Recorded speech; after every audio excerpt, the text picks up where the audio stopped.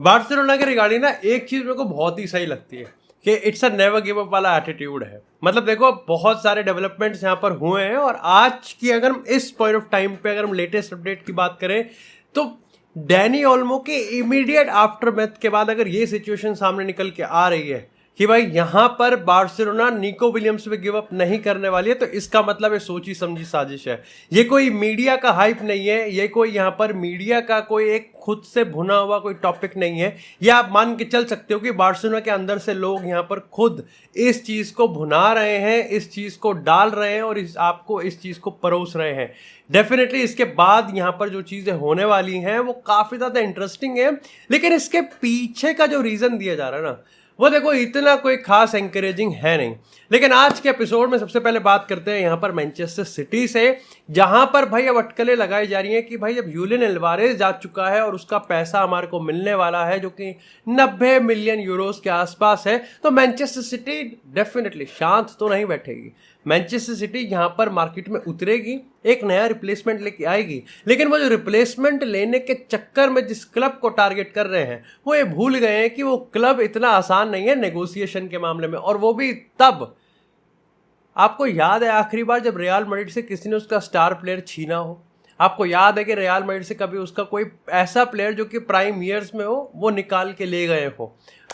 ऐसे में यहाँ पर अगर हम बात करें रॉड्रिगो की, तो ऐसा बताया जा रहा है कि भाई पेप गार्डियोला रॉड्रिगो को लेके काफ़ी ज़्यादा इस समय पॉजिटिव है। वहीं मैनचेस्टर सिटी के पास अब एक तरीके से एक बूस्ट भी है कि उनके पास अल्वारेज का पैसा है, लेकिन अल्वारेज जो गैप छोड़ के गया है उसको भरने के लिए रॉड्रिगो सारे बॉक्सेस को टिक करता है। लेकिन जहां पर वो मात खा जाते हैं वो ये है कि रॉड्रिगो की जो सिचुएशन जून में थी वही सिचुएशन यहाँ पर अब अगस्त में भी है। रॉड्रिगो रियल मैड्रिड को नहीं छोड़ना चाहता और बिना कुछ स्टार्ट हुए, सीजन स्टार्ट हुआ नहीं है, गेम अभी तक खेले नहीं गए कोई। अगर यूलियन एल्वारेज की पोजीशन अनडिस्प्यूटेड थी तो अनडिस्प्यूटेड पोजीशन तो एक यहां पर रॉड्रिगो की भी है। अरे जरूरी थोड़ी है कि रॉड्रिगो सारी अनडिस्प्यूटेड पोजीशन वही होती है जो कि स्टार्टिंग 11 में हो। भाई अनडिस्प्यूटेड पोजीशन यहां पर कहीं ना कहीं बेंच से भी हो सकती है। और उसके साथ ये भी क्या मामला है कि आपके पास 3 पोजीशंस के लिए 4 वर्ल्ड क्लास प्लेयर नहीं हो सकते। रियल मैड्रिड के पास तो खैर 5 है अगर ब्राहिम दियाज को भी हम इंक्लूड करें, और ब्राहिम दियाज इस पूरी सिचुएशन को बहुत ब्यूटीफुली एक्सप्लेन करता है कि मैटर नहीं करता कि आप 90 मिनट खेलते हो, अगर आप 30 मिनट खेलते हो, अगर आप 60 मिनट खेलते हो, मैटर ये करता है कि आप यहाँ पर उन दिए गए मिनटों में आप कितना हेल्प करते हो। रियल मैड्रिड का स्टैंड बहुत क्लियर है, रॉड्रिगो को वो बिल्कुल भी सेल के लिए नहीं मानते। अगर रिगार्डिंग द बात यह है कि तुम में से काफ़ी सारे लोगों का अगर ये ख्याल है कि रॉड्रिगो खुद ही जाना चाहे, तो मैं आपको बता दूं रॉड्रिगो खुद भी जाना नहीं चाहता। इंपॉर्टेंट बस इतना रहेगा शायद से मैनचेस्टर सिटी इसको देखते हुए यहाँ पर पैसा का ऑफर देगा भी नहीं। अगर इसके बावजूद भी एक ऑफर आता है तो दाद देनी पड़ेगी मैनचेस्टर सिटी के करेज की, लेकिन फिर देखने वाला होगा कि रियल मैड्रिड का जो आंसर होगा वो कितनी जल्दी आएगा और कितना हार्श होने वाला है। ये तो कंफर्म मान के चलो कि अगले 1-2 साल में तो मैनचेस्टर सिटी नहीं लेके जा सकती किसी भी रियल मैड्रिड के प्लेयर को। इसको मैं एक और तरीके से काउंटर करता हूँ। बताया गया है रिपोर्ट में कि यहाँ पर पेप गार्डियोला का जो पूरा प्रोजेक्ट है वो बहुत ज़्यादा अट्रैक्टिव है, नो डाउट बेहतरीन। ऐसा नहीं है कि रियल मैड्रिड जितनी ट्रॉफी जीतती है मैनचेस्टर सिटी उतनी ट्रॉफी नहीं जीतती, शायद से ज़्यादा ही जीतती है। लेकिन अब बात करते हैं इस चीज़ की कि खुद पेप गार्डियोला यहाँ पर उस प्रोजेक्ट को छोड़ के जाने वाला है आज नहीं तो 1-2 साल में, और रॉड्रिगो नेक्स्ट डाउन द 5-6 साल का देख रहा है, वो रियल मैड्रिड में ही है। खैर इसी के साथ अब बात करते हैं थोड़ी सी यहाँ पर FC बार्सिलोना की।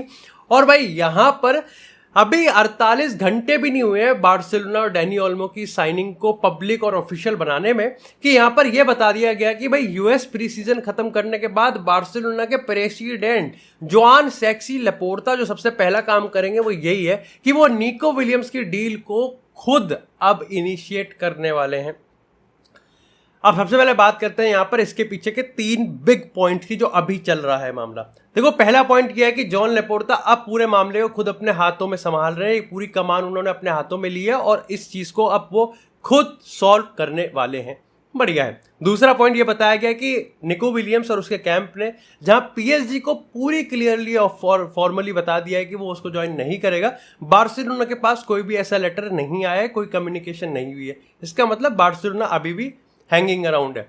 तीसरी चीज है कि बार्सिलोना को 40 मिलियन मिल चुके हैं, 60 अभी भी नहीं मिले हैं, लेकिन 1:1 के वो काफी करीब हैं। लेकिन अभी भी ये पता नहीं चल चुका कि निको विलियम्स को कैसे फाइनेंस किया जाएगा, लेकिन डैनी ओल्मो को रजिस्टर करने का मामला अब बार्सिलोना ने सॉल्व कर लिया है। और चौथी चीज की अगर हम बात करें तो वो ये है कि भाई बार्सिलोना अब पूरी तरीके से पुश करना चाहती है निको विलियम्स के लिए, और Nico Williams, Danny Olmo is the pair जिसके लिए बार्सिलोना पूरी तरीके से तैयार है।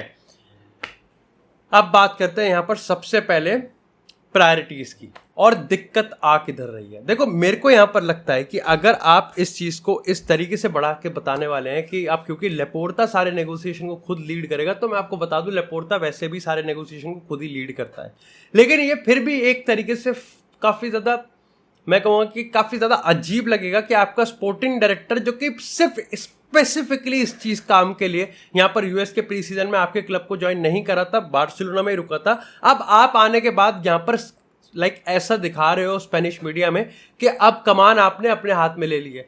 पहली चीज तो ये अंडरलाइन करता है डेको की अथॉरिटी को, और दूसरी चीज उसके काम को भी। डेफिनेटली साफ सीधी बात है, अगर किसी क्लब का प्रेसिडेंट उसके स्पोर्टिंग डायरेक्टर को काम देता है और फिर वो आने के बाद वही काम वो खुद करता है, तो फिर स्पोर्टिंग डायरेक्टर ने करा क्या, उसकी आंसरेबिलिटी है क्या।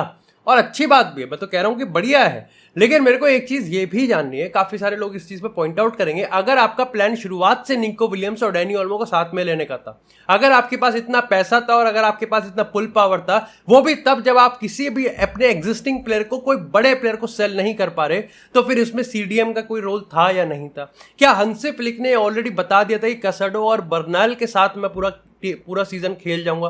क्या वो ये मान के चल रहा था कि ला मासिया से 2 ऐसे प्रोडक्ट आने वाले हैं जो कि डेफिनेटली बार्सिलोना को की सारी प्रॉब्लम सॉल्व कर देंगे, और इसीलिए हम यहाँ पर निको विलियम्स और डैनी ओल्मो को लेके आने वाले हैं, उसको प्रायोरिटी देने वाले हैं?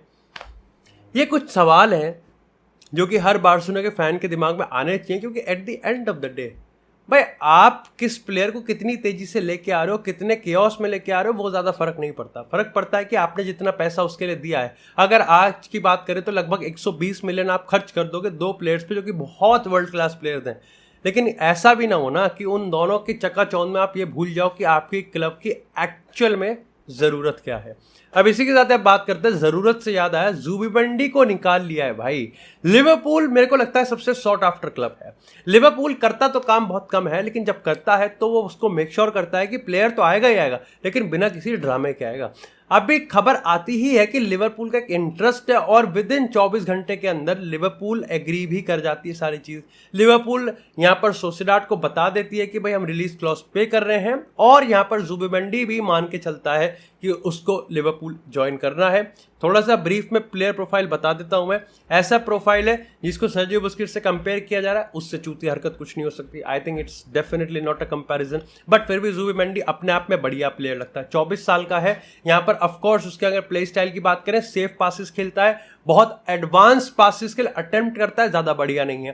टैकल्स के मामले में इतना बेहतरीन नहीं है, लेकिन स्वीप कर सकता है, काउंटर अटैक को रोक सकता है, और बॉल रिटेंशन बहुत अच्छा है। टेम्पो सेट कर सकता है, पियानिस्ट टाइप आप मान के चल सकते हो। लेकिन अगर पासिंग की बात करें तो क्लोज रेंज में पासिंग और गेम के टेम्पो को सेट करने में मास्टर रखता है। डेफिनेटली लिवरपूल को ऐसे प्लेयर की सख्त जरूरत थी, लेकिन जुबिमेंडी के रिगार्डिंग की काफी अच्छी चीज भी है कि उसको गेम पढ़ना आता है। टेम्पो तभी सेट कर सकता है वो जब उसको गेम अच्छे से पढ़ना आएगा, और वो बॉल को उस पोजीशन में रिसीव करता है जहां पर सबसे ज्यादा डेलिकेट सिचुएशन होती है, क्योंकि वहां पर आपके पास डिसीजन मेकिंग, आपके पास घूमने का टाइम और आपके पास यहाँ पर पास देने का टाइम बहुत कम होता है, और वो इस मामले में बहुत एक्सीलेंट है। इसी के साथ बात करते हैं रियल मैड्रिड की। तो भाई सबसे पहले यहां पर बताया गया कि टोनी क्रूज का रोल कौन निभाने वाला है।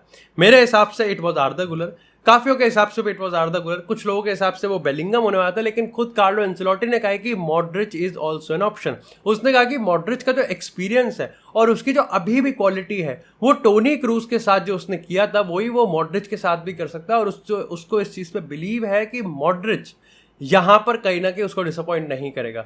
And at the same time उसने यहां पर किलियन एम्बापे को लेके भी अब यहां पर अपनी टैक्टिक्स बनाना स्टार्ट कर दिया, और रिपोर्ट्स के हिसाब से 9 अगस्त से यहां पर फील्ड पे प्रिपरेशन हो जाएंगी।